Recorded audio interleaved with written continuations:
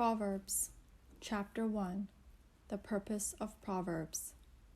These are the Proverbs of Solomon, David's son, king of Israel. Their purpose is to teach people wisdom and discipline, to help them understand the insights of the wise. Their purpose is to teach people to live disciplined and successful lives, to help them do what is right, just, and fair. These proverbs will give insight to the simple, knowledge and discernment to the young. Let the wise listen to these proverbs and become even wiser. Let those with understanding give guidance by exploring the meaning in these proverbs and parables, the words of the wise and their riddles.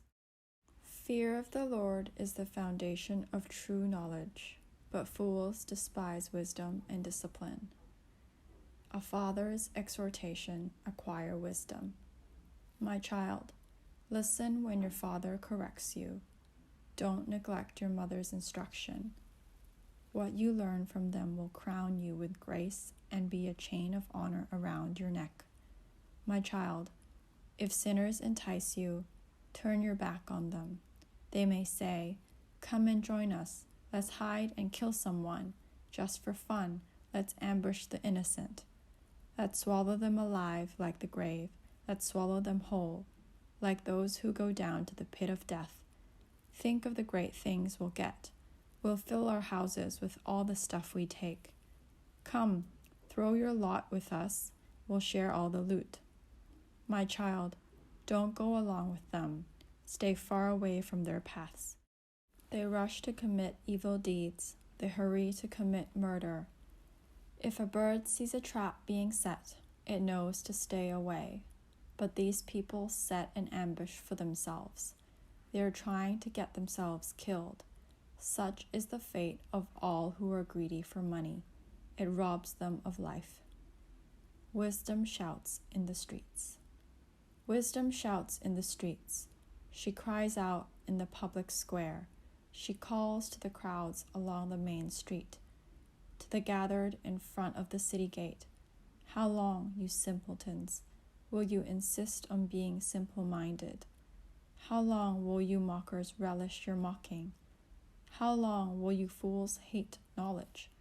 Come and listen to my counsel.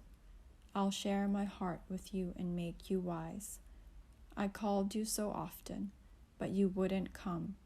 I reached out to you, but you paid no attention. You ignored my advice and rejected the correction I offered. So I will laugh when you are in trouble. I will mock you when disaster overtakes you, when calamity overtakes you like a storm, when disaster engulfs you like a cyclone, and anguish and distress overwhelm you. When they cry for help, I will not answer. Though they anxiously search for me, they will not find me. For they hated knowledge and chose not to fear the Lord. They rejected my advice and paid no attention when I corrected them. Therefore, they must eat the bitter fruit of living their own way, choking on their own schemes. For simpletons turn away from me to death.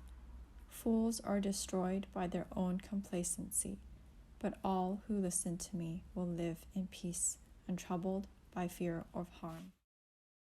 Chapter 2. The Benefits of Wisdom. My child, listen to what I say and treasure my commands.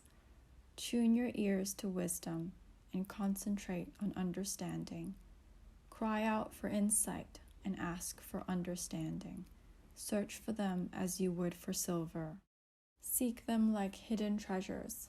Then you will understand what it means to fear the Lord, and you will gain knowledge of God. For the Lord grants wisdom. From his mouth come knowledge and understanding. He grants a treasure of common sense to the honest. He is a shield to those who walk with integrity. He guards the path of the just and protects those who are faithful to him. Then you will understand what is right, just, and fair, and you will find the right way to go.